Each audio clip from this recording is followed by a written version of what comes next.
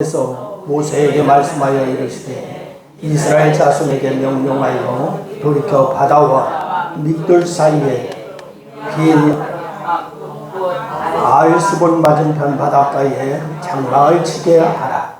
바로가 이스라엘 자손에 대하여 말하기를 그들이 그 땅에서 멀리 떠나 광야에 갇힌 바 되었다 하리라.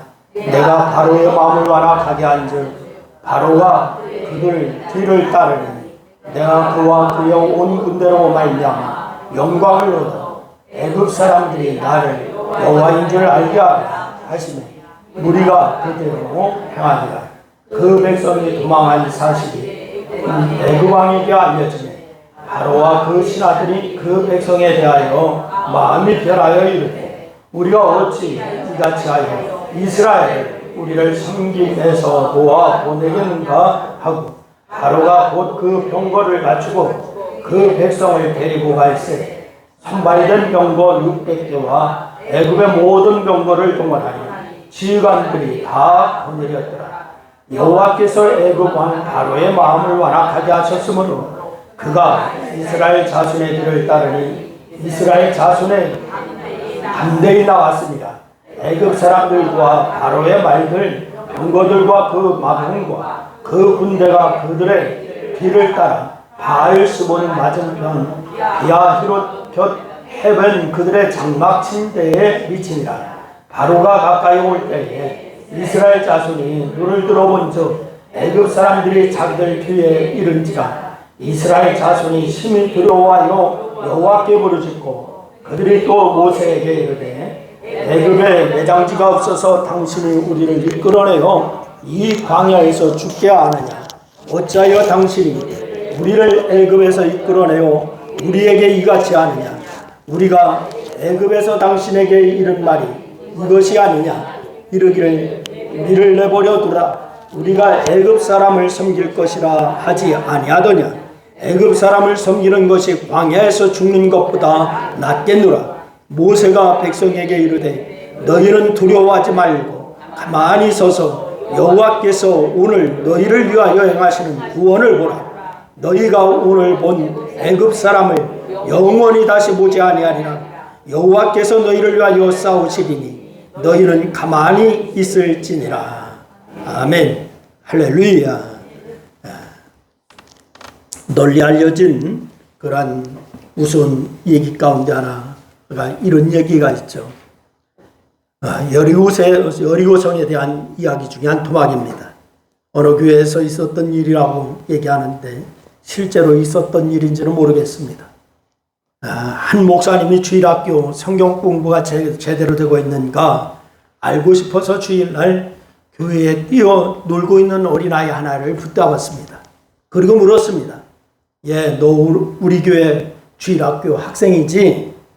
너 여리고성에 누가 무너뜨렸는지 아니? 라고 이렇게 물었습니다.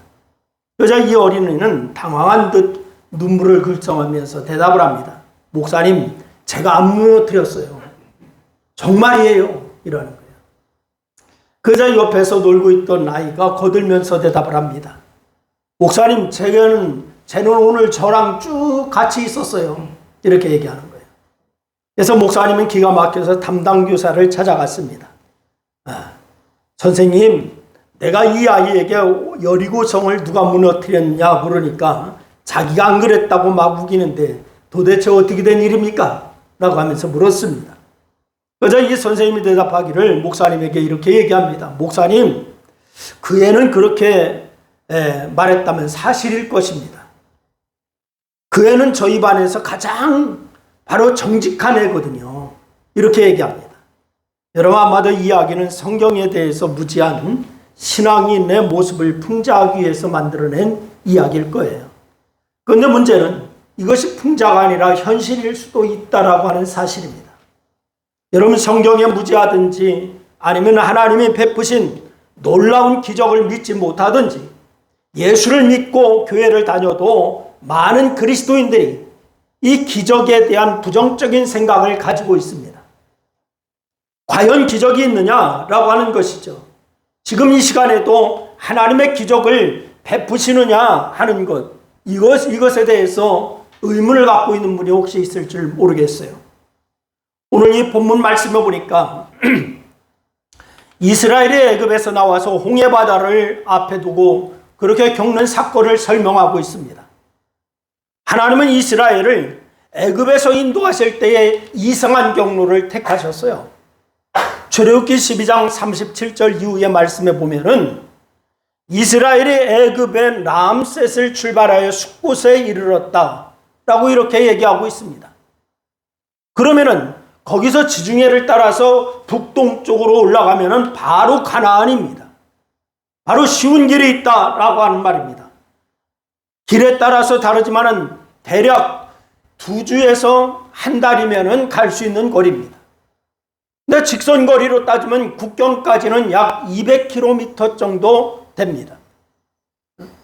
그런데 하나님은 이상하게 북동쪽으로 길을 잡으라고 말씀하시고, 왜 잡으라고 하시는 것이 아니라 남쪽으로 길을 잡아라 이렇게 말씀하십니다. 거기가 어딘가 하면은 믹돌 사이에 비아히롯 곧 바알스본 맞은편 바닷가라고 오늘 2절 말씀에 우리에게 말씀을 주고 있어요. 여러분 여기가 어딘가 하면은 홍해 바닷가 남쪽 편입니다. 홍해 바닷가 남쪽 편. 그러니까 숫곳에서 북동쪽으로 가면은 홍해를 거치지 않아도 되는데 지금처럼 남쪽으로 내려오면은 홍해가 길을 막고 있는 거예요. 그래서 결국 갇혔습니다. 앞에는 홍해 바다고 뒤에는 이스라엘을 추격하던 애굽의 군대가 있습니다. 그래서 그 사이에 갇히고 말았어요. 뒤에는 애굽 군대, 안에는 홍해 바다, 앞에는 홍해 바다. 그러니까 이 홍해 앞에서 사람들의 반응이 어땠을까요? 이 사람들의 반응을 보면은 첫째는 바로와 애굽의 군대의 반응이 나오고 있습니다.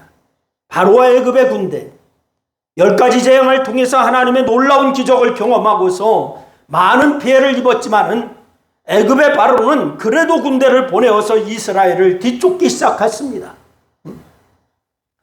이들이 이렇게도 집요하게 이스라엘을 뒤따라오는 이유, 노예였던 그들을 포기할 수가 없었기 때문에 그렇습니다. 그리고 또 하나 복수하고 싶은 마음이 있어서 그렇습니다. 이 2가지 때문에 그렇습니다. 그리고 그런 기적이 또 일어날까 하는 그런 마음입니다. 여태까지 일어났던 모든 기적이 재앙이 우연이었을 것이다 라고 하는 마음이 있었을 것이에요. 그 중에 세 번째로 우연일 것이라고 하는 이 같은 생각은 이들만이 아니에요. 이 같은 심리가 성경에 또 있습니다. 사무엘상 5장 이후에 보면은 블레셋과 전쟁에서 법궤를 빼앗겼습니다. 이스라엘이 법궤를 빼앗은 블레셋 사람들은 신이 났습니다. 그래서 그 법궤를 다곤 신당에 가져다 놓았어요. 그런데 다음날 일어나 보니까요, 다곤 신상이 법궤 앞에 엎드려져 있습니다. 다 깨져 있습니다. 그래서 얼른 일으켜 세워놓습니다. 그런데 다음날 되어 가서 또 보니까 다곤이 박살이 나버렸습니다. 또 법궤 앞에 엎드려져 있습니다. 그리고 독한 종기의 재앙이 생기기 시작했습니다. 그래서 이 사람들이 법궤의 저주인 것을 알고는 법궤를 다른 곳으로 옮겼는데도 마찬가지였습니다. 그래서 할 수 없이 이스라엘로 돌려보내게 됩니다. 여러분, 그런데 그 사람들 마음에는 아직도 설마 하는 생각이 있었습니다. 우연이겠지라고 하는 생각이 있었습니다. 그래서 법궤를 돌려보내는 과정에서 치밀한 계획을 세워서 보냅니다. 그 내용이 사무엘상 6장 7절로 9절에 자세하게 설명하고 있습니다. 우선 수레를 메어보지 않은 소 2마리를 고르는데 새끼가 있는 소를 골랐습니다. 새끼를 낳은 암소 2마리, 그리고 그 새끼는 떼어서 가두어 놓았습니다. 그러고는 인술자도 없이 보내는 겁니다. 이렇게 해서 제대로 가지 않고 새끼가 있는 곳으로 돌아오거나 펄쩍펄쩍 뛰어서 이스라엘로 가지 않고 다른 곳으로 가면은 그동안 있던 모든 재앙이 우연일 것이다 라고 믿고 싶었던 것입니다. 그런데 사무엘상 6장 12절 말씀에 보니까 이렇게 얘기합니다. 우리 한번 다 같이 한번 읽겠습니다. 다 같이 시작. 암소가 벳세메스 길로 바로 행하여 대로로 가며 갈 때에 울고 좌우로 치우치지 아니하고 블레셋 방백들은 벳세메스 경계선까지 따라가니라. 사람들은 기적을 믿지 않으려고 합니다. 기적을 부인하려고 합니다. 그러나 하나님은 우리를 사랑하시기 때문에 우리에게 꼭 기적이 필요할 때 기적을 베푸시는 분이신 줄로 믿으시기를 바랍니다. 세상 어디에도 우연은 없습니다. 여러분, 하나님의 섭리와 인도하심만 있을 뿐이에요. 우리 한번 다 같이 한번 따라합니다. 세상 어디에도 우연은 없다. 하나님의 섭리와 인도하심만 있을 뿐이다. 그렇습니다. 그러니 우리는 하나님이 나를 푸른 풀반 맑은 시냇물가로 인도해 달라고 시편 기자처럼 기도해야 될 줄로 믿으시기를 바랍니다. 사람들은 하나님이 안 계시기를 바라고 있어요. 그래야 죄를 지어도 부담이 덜 되고 그래야 지옥이라는 것도 면할 수가 있다라고 생각하기 때문에 그렇습니다. 그러나 이런 사람을 성경은 뭐라고 얘기하고 있느냐? 어리석다라고 얘기하고 있습니다. 뭐라고 얘기한다고요? 어리석다라고 얘기하고 있어요. 어리석은 사람은 그 마음에 이르기를 하나님이 없다 하도다. 성경은 그렇게 말씀을 하고 있습니다. 그래야 자기 마음대로 생각하고 행동에도 마음이 편하기 때문에 사람들은 그렇게 합리화해 나가는 거예요. 그래서 성경은 분명히 말씀하지요. 역사는 증언하지요. 하나님은 분명히 살아계시고 하나님이 베푸신 기적은 지금도 여전히 있다라고 말씀하고 있습니다. 믿으시기를 바랍니다. 이 사실을 믿어야 돼요. 그래서 믿음의 사람이 여러분 다 될 수 있기를 주의 이름으로 축원합니다. 두 번째로 원망하는 사람들이 있습니다. 원망하는 백성들. 오늘 보면 10절로 12절 말씀에 보면은 이들의 태도가 크게 세 가지로 나타나 있습니다. 먼저 첫 번째로 나타난 태도가 뭐냐? 여호와께 부르짖습니다. 뭐 했다고요? 여호와께 부르짖었다. 그런데 이것이 기도의 부르짖음이었으면 얼마나 좋겠습니까? 이 부르짖음은 기도의 부르짖음이 아니라 탄식의 부르짖음이었어요. 절망과 원망의 부르짖음이었습니다. 절망과 탄식부터 먼저 합니다. 그리고 원망합니다. 그리고 더 나가서 차라리 애굽 사람을 섬기겠다라고 얘기하고 있습니다. 우리는 이런 이스라엘 사람들을 보면서 정죄하기 쉽습니다. 아니 어쩌면 저럴 수가 있지? 그 놀라운 10가지 기적을 보고도 그럴 수가 있냐? 그런데 그럴 수가 있습니다. 그것이 바로 사실 우리의 모습이에요. 10가지 재앙을 보고서도 하나님을 원망하다니, 아니 그럴 수가 있냐? 그것이 바로 여러분과 저의 모습일 수가 있습니다. 여러분 생각해 보세요. 우리가 고난 앞에서 얼마나 잘 넘어지는 존재입니까? 어려움 앞에서 얼마나 잘 넘어지는 존재입니까?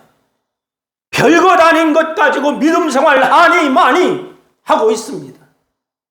조그만한 불편함 때문에 내가 교회 생활을 할 수 있니 없니? 라고 얘기하고 있습니다.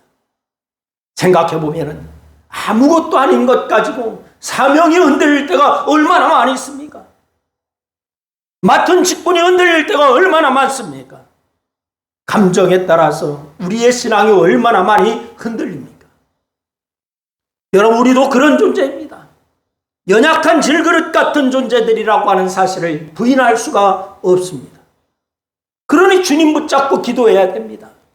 주님께 나와서 예배해야 합니다. 말씀을 읽고 들어야 됩니다. 그러지 않으면 늘 흔들리는 존재가 여러분과 제가 될 수밖에 없다라고 하는 사실입니다. 주께서 세상에 계실 때에 주님을 따르던 많은 사람들이 있었습니다. 우선어단 무리들이 있었다. 성경은 증언을 하고 있습니다. 사람들이 모이니까 무슨 일을 났나 오는 사람들, 구경꾼들이 있었습니다. 사람들 모이니까 장사하러 오는 사람들도 있습니다. 이득을 보려고. 그저 예수님 구경하러 오는 사람도 있고, 이런 사람, 저런 사람, 예수님을 따라오는 사람들이 많이 있었습니다. 여러분, 이 사람들 바로 이 첫 번째 무리 여호와께 부르짖었다라고 얘기하는데, 바로 이들은 다 부르짖는 것이 하나님 앞에 기도하는 자들의 모습이 아니었습니다. 또 한 부류가 있었습니다. 70인이었습니다. 주로 전도의 사명을 맡은 사람들이었어요. 그리고는 12제자가 있었습니다. 70인의 무리와 12제자. 그러면 이 중에서 어떤 사람들이 쓰임받았습니까? 우리 모두 주님 앞에 쓰임받는 제자가 되기를 주님의 이름으로 축원합니다. 사명을 맡은 사람들과 제자들은 주님의 동역자가 되어서 주님의 일을 맡았습니다. 성령 받고 주님의 동역자가 되어서 자신의 목숨 버려서 주님이 부탁하신 복음을 전했습니다. 그렇다면 우리는 어떤 사람이 되어야 될까요? 여러분과 제가 어떤 사람이 되어야 될까? 주님이 나를 사랑하시어서 나를 구원하시고 나에게 사명을 주시고 직분을 주셨습니다. 이 사명과 직분은 복받는 도구입니다. 다 같이 한번 따라합니다. 사명과 직분은 복받는 도구이다. 여러분 믿습니까? 여러분, 그러나 잘 감당하는 사람에게 은혜와 복과 상급이 있다라고 하는 사실을 잊지 마시기를 바랍니다. 그런데 혹시 이 놀라운 축복의 도구를 감정에 휩싸여서 게을러서 혹은 잘 몰라서 버리고 있을 때가 있습니다. 우리의 감정에 휩싸여서 잘 몰라서 우리가 게을러가지고 버리고 있을 때가 얼마나 많은지 여러분 한번 되돌아보시기를 바랍니다. 능히 감당할 수 있는 어려움인데도 진의 겁을 먹고 바로 이 낙심하고 원망하다가 복을 놓칠 때가 얼마나 많은지 몰라요. 잠언서 25장 13절 말씀해 보니까 이렇게 말씀을 주세요. 우리 다 같이 한번 읽습니다. 다 같이 시작. 충성된 사자는 그를 보낸 이에게 마치 추수하는 날의 얼음 냉수 같아서 능히 그 주인의 마음을 시원하게 하느니라. 아멘. 그러니 충성된 사자가 되기를 주의 이름으로 축원합니다. 충성된 사자, 주님의 일에 동참하는 일꾼이 되시기를 주의 이름으로 부탁을 드립니다. 주님은 언제나 일꾼을 찾으시는 거예요. 다시 말씀드리지만은 일은 복받는 도구라고 하는 사실을 잊지 마시기를 바랍니다. 내가 교회에서 할 일이 많으면은 복을 받는 도구가 많다라고 하는 것이고 복을 받을 기회가 많다라고 하는 것을 의미하는 거예요. 내가 주님의 일을 맡았다면 그것이 바로 내가 복받을 기회라고 하는 사실을 잊지 마시기를 바랍니다.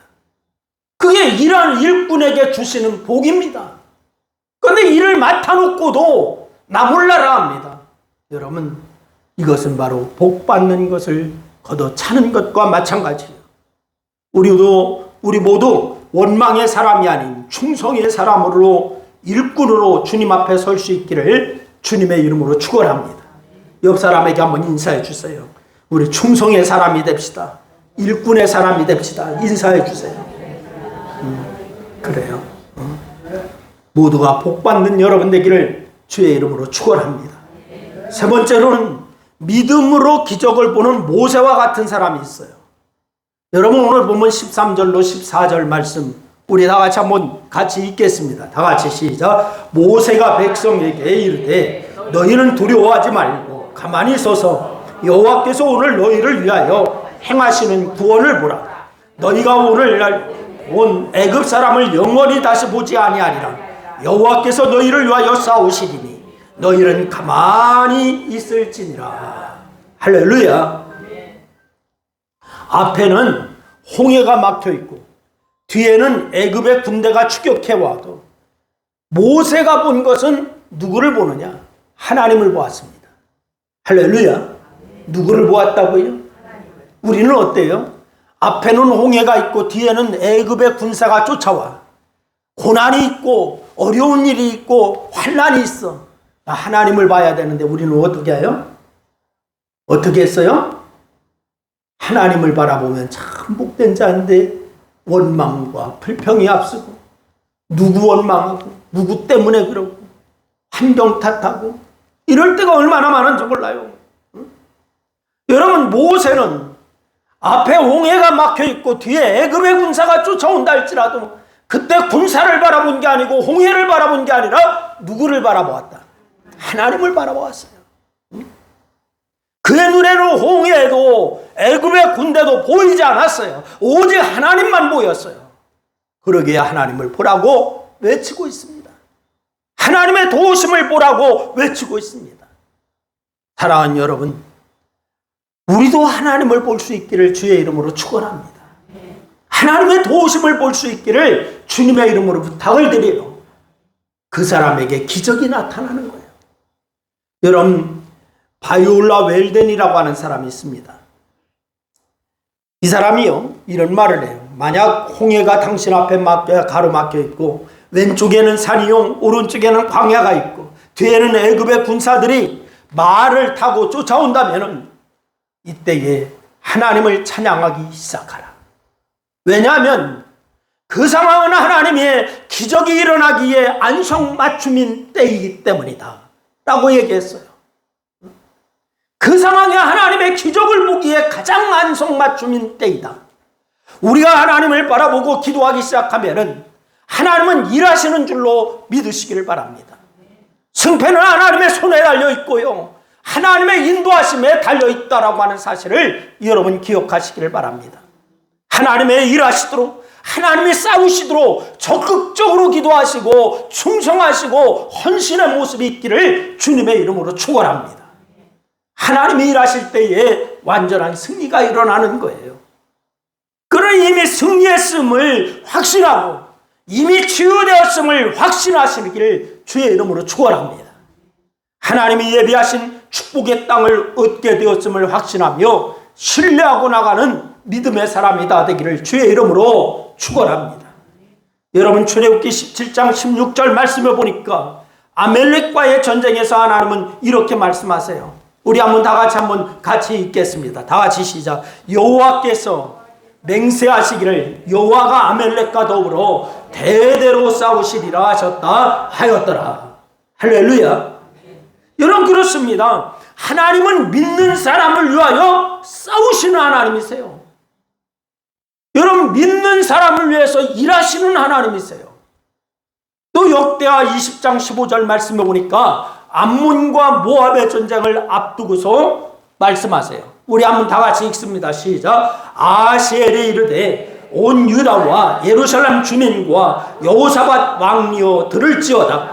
여호와께서 이같이 너희에게 말씀하시기를 너희는 이 큰 무리로 말미암아 두려워하거나 놀라지 말라. 이 전쟁은 너희에게 속한 것이 아니요 하나님께 속한 것이니라. 할렐루야. 믿음으로 나가면 하나님이 싸우십니다. 하나님이 이기게 하십니다. 이것은 믿음의 사람들만 경험하는 비밀이라고 하는 사실을 기억하시기를 바랍니다. 믿음으로 나가지 않는 사람에게는 해당 사항이 없는 거예요. 뛰어난 육상 선수였던 테리라고 하는 사람, 외국 사람이지만 이 테리라고 하는 사람은 운동신경이 뛰어나서요, 대학 때는 여러 종목에서 프로 선수 제의가 들어왔어요. 하지만은 재능이 꼽히기도 전에 다리에 암이 생겨서 절단할 수밖에 없었습니다. 이 육상 선수가 다리를 절단한다, 이런 절망 아닙니까? 힘든 상황이었지만 이 테리가요, 온 마음을 다한다면 너는 뭐든지 할 수 있다라고 했던 코치 선생님의 말을 들었어요. 온 마음을 다한다면 너는 무엇이든지 할 수 있다. 이 선생님이 떠올라서 자신과 같은 아이들을 위해서 암 연구 발전 기금을 모금하기로 했습니다. 모금을 위한 마라톤 대회를 열기 위해서 부모님부터 많은 사람들과 단체를 찾아다니면서 모두 그렇게 모금을 요청하지만 거절을 당해요. 부모님부터 거절을 했어요. 그래서 그는 돌연 학교를 중퇴하고서 대서양에 있는 작은 섬으로 날아가서 무작정 뛰기 시작했습니다. 기금 모금을 해서 의족을 달고 뛰는 테리에게 사람들은 아무런 관심도 갖지 않아요. 1년이 지나고 캐나다를 뛰고 있을 때에 마침내 많은 신문들이 취재하기 시작합니다. 그때 바로 이 슈퍼스타 웨인 그레츠키라고 하는 사람이 이 선수인데 테리를 응원하기 시작합니다. 슈퍼스타가 응원해요. 기자들이 기자에 취재하기 시작하고, 당초에 그의 모금 목표가 10만 달러인데 이미 넘어섰습니다. 그래서 그는 캐나다 인구수의 1달러를 곱한 2억 4,100만 달러로 목표를 다시 설정을 합니다. 그리고서 그는 마라톤 도중에 자신의 가슴에까지 암이 퍼져버렸어요. 다리에서 시작된 암, 다리를 절단했지만은 암이 전이돼서 가슴까지 올라와요. 이 사실을 알게 되었고 결국 뛰던 중에 구급차에 실려서 후송되게 되었습니다. 들것에 실려가는 테리에게 기자들이 물었어요. 테리 씨, 이후에도 어떤 계획이 있습니까? 라고 하면서 물었어요. 이 테리는 카메라를 향해서 당당하게 쳐다보면서 말을 합니다. 저는 달리기를 끝마쳐, 저의 달리기를 끝마쳐 주시겠습니까? 라고 하면서 기자들에게 묻습니다. 병원에 실려간 얼마 뒤에 테리는 숨을 거두고 말았어요. 그리고 남을 머지않아서 캐나다에 바로 이 국민들이 2억 4천만 달러를 기금으로 모금했습니다. 믿음의 열정이 만들어낸 기적이었어요. 여러분, 오늘 우리의 믿음에 열정이 필요한 거예요. 우리 순광교회 성도들에게, 우리 모두에게 이 믿음의 열정이 필요한 시기가 지금입니다. 열정으로 하나님의 도심과 기적을 사모하시기를 바랍니다. 그럼 내 삶에도 홍해의 기적이 일어난다라고 하는 사실을 여러분 믿으시기를 바랍니다. 우리 교회에도 홍해의 기적이 일어날 것을 믿으시기를 바랍니다. 사랑하는 여러분, 우리는 믿음 생활을 하다가 많은 일들을, 많은 어려움을 만날 때가 수시로 많이 닥칠 때가 많이 있습니다. 그때 어떻게 하시겠습니까? 우연으로 돌리고 내 갈 길만 그냥 가겠습니까? 아니면 원망하며 주저앉아 있겠습니까? 아니면 주님의 도우심을 믿으면서 열정적으로 믿음으로 가시겠습니까? 선택은 여러분에게 달려 있습니다. 나의 선택에 따라서 결과는 달라집니다. 여러분의 무엇을 선택하시겠습니까? 주님의 도우심을 믿으면서 어떤 어려움도 믿음으로 이어나가시기를 주님의 이름으로 부탁을 드립니다. 하나님께서 도우실 줄로 믿습니다. 이런 역사가 여러분과 제가 다 경험하여 하나님의 영광을 드러내시기를 주의 이름으로 축원합니다. 기도하겠습니다. 말씀 생각하며 우리 한 2분 동안 합심하여서 함께 같이 기도하십니다. 기도합니다. 아버지 하나님, 은혜와 사랑을 고맙고 감사합니다. 홍해 앞에 서 있는 이제 이스라엘 백성의 모습을 보았습니다. 또한 모세를 보았습니다.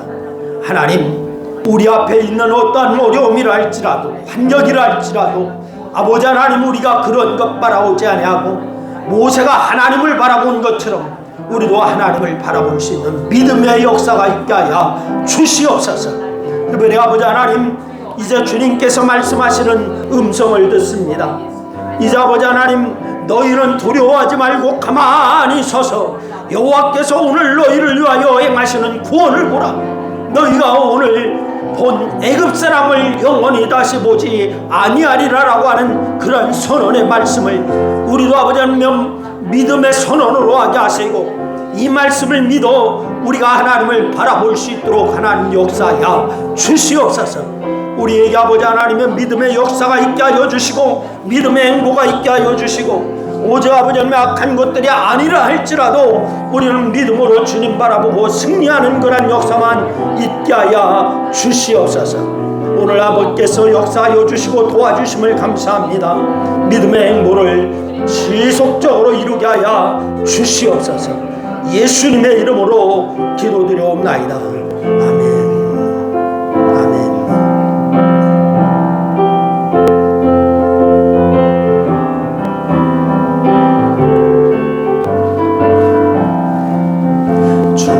항모하는 자 올라가 독수리같이 모든 사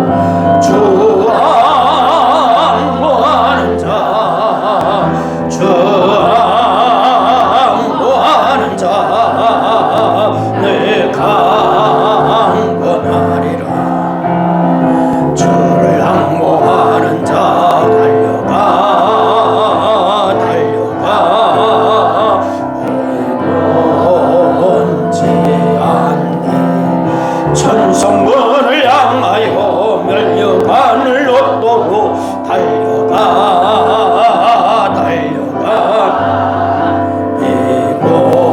이곤지 않네 주 항구하는 자 주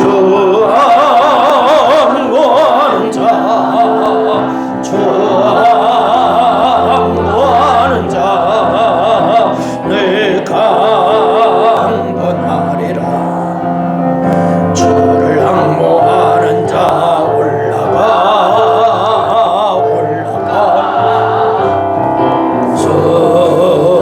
소리같이 은혜 안에 뛰놀며 주의 영광 보리라 올라가